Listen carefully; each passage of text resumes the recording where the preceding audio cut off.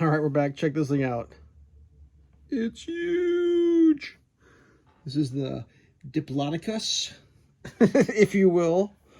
This is one of those plastic toys from the British Museum, or the Natural History Museum, if you will. I believe this one is from 1974. One of the more iconic models they made because of the, what you would call it, the fossil they had in the museum. Let's learn about the Diplodocus. I may be saying that wrong. It's one of the more iconic of the long-necked dinosaurs, or sauropods. Its name means double beam. It refers to the unique shape of its chevron bones on the underside of its tail. It was a herbivore, lived in North America during the Late Jurassic period from roughly 154 to 150 million years ago.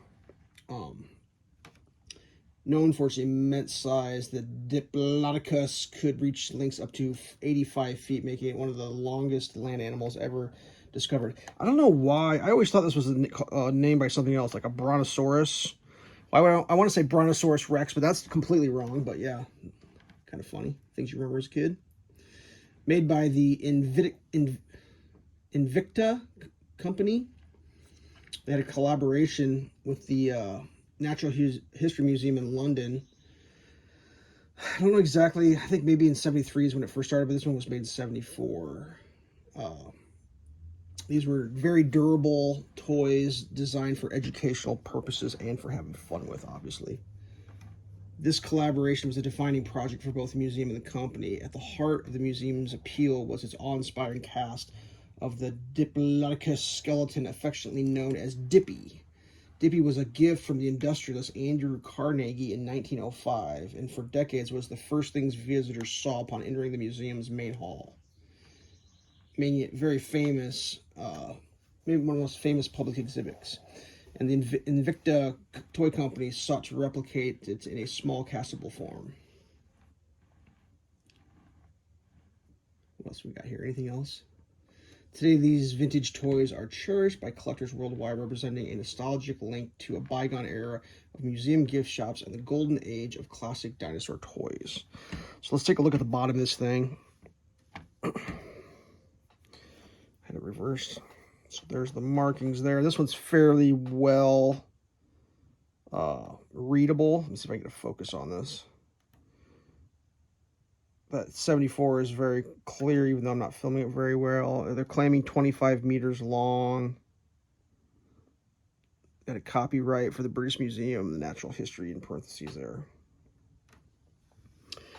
This is actually a fairly long toy. So this is 1 foot. So if I line it up at the tail, 1 foot's there. We're at 1 foot 7 inches, maybe 7.5. So it's fairly long. I did a little bit of looking up online. This seems to be one of the more popular ones that people remember playing with, and I think it's because of its size. Like as a kid, it's like, oh, I want a toy dinosaur, and it's like, well, do you want a small toy dinosaur or a big toy dinosaur? Like this thing's so big I can't even get it in a full shot. People are like, no, I want a big toy dinosaur. So I think that's why this one's a little more popular, perhaps. Plus, it's a cool looking dinosaur. That long neck and the long tail, that's pretty, Fred Flintstone getting off of work, sliding down the neck, type of dinosaur.